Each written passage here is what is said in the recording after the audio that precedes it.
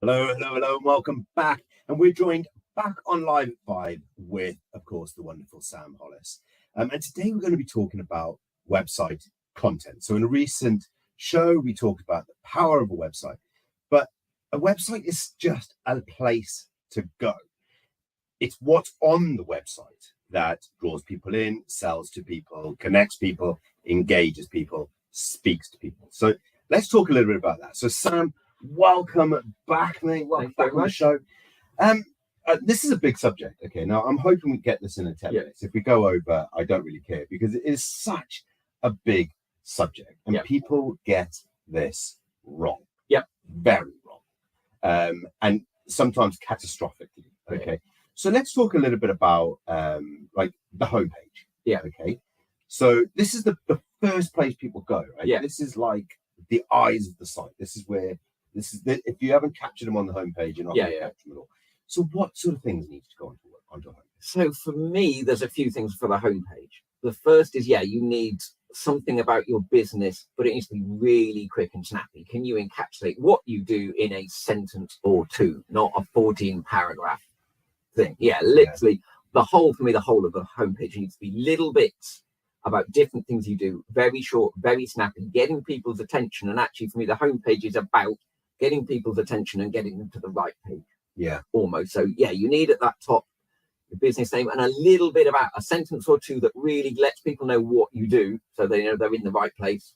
And then my thing is, where do you want them to go, which page do you want them? And so little bits, a header, a sentence or two, and a button and a picture that's really attracting them if that area of the business is for them, or a different one over here. And just trying to it's just getting them to the right place, because eventually the key is, like we said in the last program, you want them to do something, to buy, to make a call, to get the free download, whatever it is. And it's about finding something that tempts them. Is that tempting them? No, or don't we? Because there's something else here that's a bit different, that's talking about different areas of my business, different things you're offering, that you're trying to tempt them to that place to eventually get them to the end goal. That's incredible. Because I was thinking, whilst you were talking then, I was actually thinking about seeing a band on our own site. And that's what we got. So as you land on it, we've got a big circle to tell everyone that we're an award winner. And that's a little bit of vanity. And our award is up there, by the way, so I'm quite proud of that. But then we have, get connected, get support, get exposure. That's what we're about. And then it says, come join us to network. Right. So it's like join the network. Join the network, get connected, get exposure, get support. So we have that, and then as you go down, there's a couple of video testimonials, which I think is always good when people are networking. And then as you go down a bit further, you've got our blogs, and it's but 3 of them, not like a whole. That's it. So you're showing them little key things and getting them to the right place that's interesting for them. See more.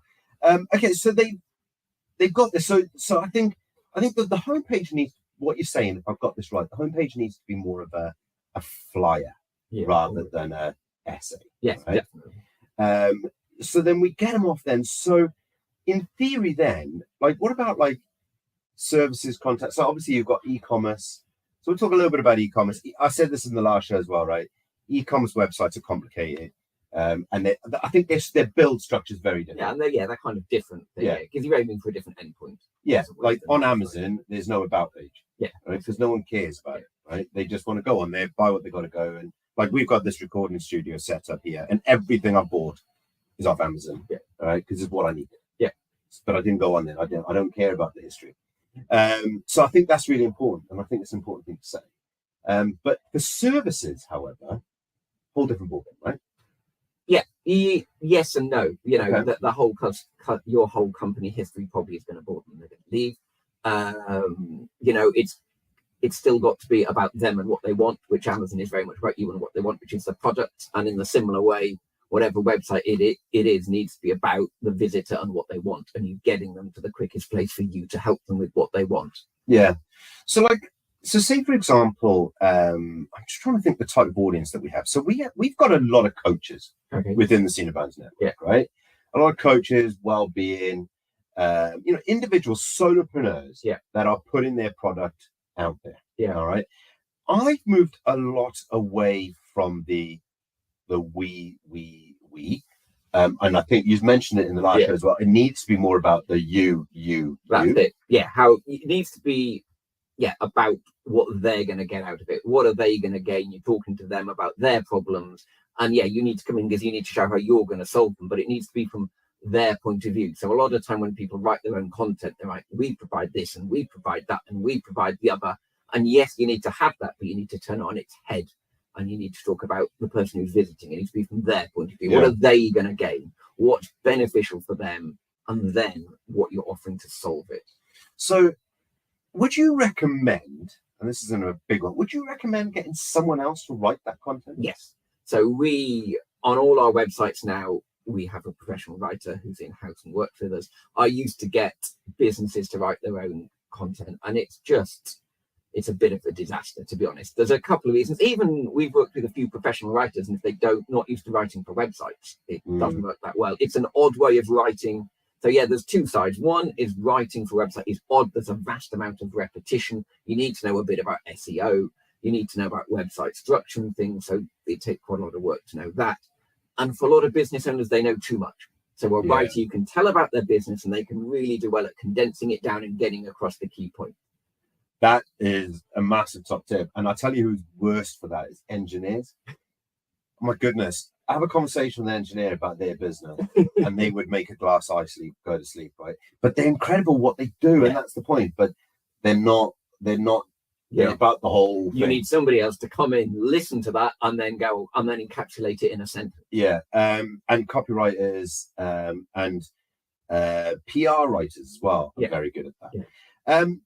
Journalists are actually they're not so good about writing for themselves, but they're really good about writing for other people because they're very good at because they're used to it. Yeah. So great. And a website in some way works like that newspaper article. You have you're trying to catch people's attention at the top, and you've got the whole story very quickly, but then more detail as it goes down, which is a similar structure to your webpage. Similar structure. Okay, so the next thing now I'm going to talk about is photos, right? Yeah. Because all right, I'm not against stock images. Yeah. All right. To a degree, I think they have their place. Yeah. All right. Certainly, if you are looking to do, like, I use stock images sometimes for blog blog stuff, right? But website content, I don't like stock photos. Yeah. Because you want the image to be searchable. What's your views on this? It depends, obviously, on your budget. It depends on what you're doing. A website that is pure stock stands out like a sore thumb. It's really obvious. If you're doing something like accounting and you've got a few of the team and there's a few stock images of people, with a spreadsheet or something, that's fine. That mix, I think, can work. But definitely you need some good pictures of you. For most people, if you're a service, I think a lot of people aren't seeing about a service, aren't they? Yeah. And you need to know who that person is. So some good professional shots for that, I think, is really important. And continual as well. Like me and Charlotte got loads of professional photos about us now.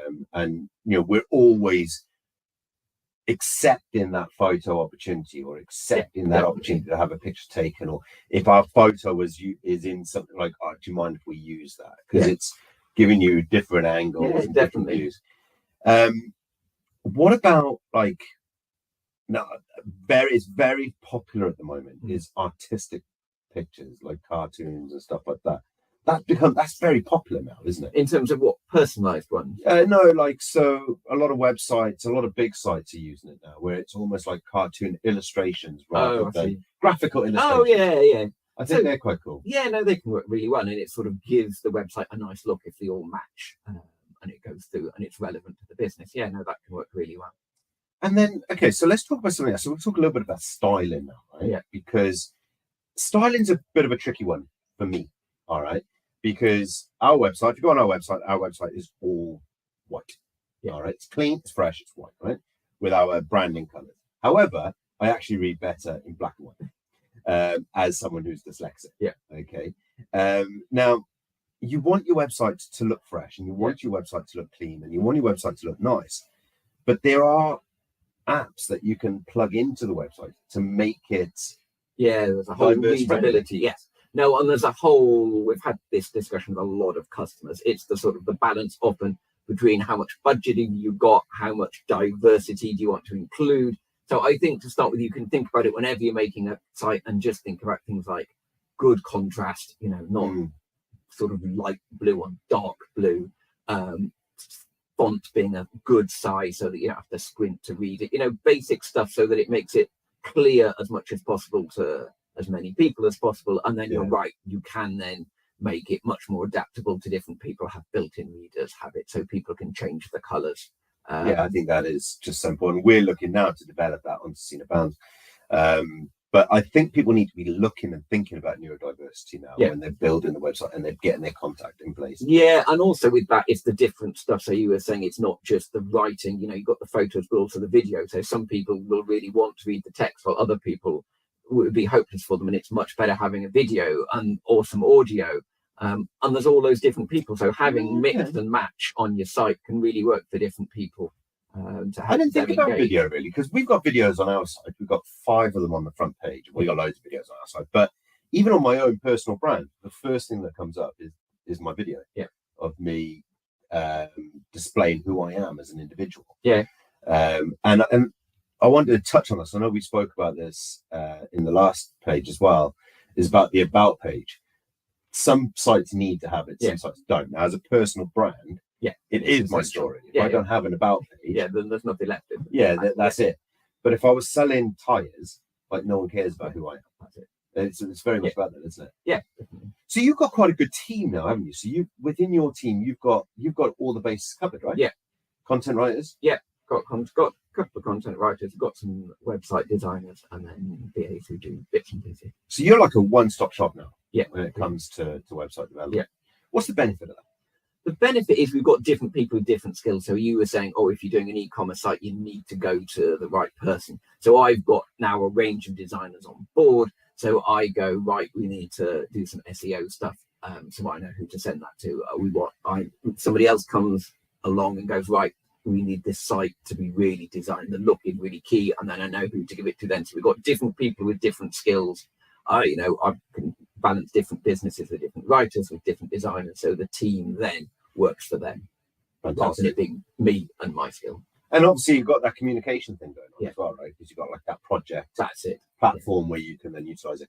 Okay, so I'm gonna ask you. We've got to end the show, but I'm gonna ask you one final question, right? If someone was watching this show and they're going, well, I want a website, but I don't really know what to put on it, what would be your top tip? The top tip is think about what the end point is. So what do you actually want people to do? And then think about their journey through the website and work from there. So how are you going to get them to the homepage, to the relevant page? What are you going to talk about there that's going to talk about solving their problems and getting them to click that button, do whatever it is you want them to do? Fantastic. Actually, that's a great tip to end the show on. I think that's brilliant.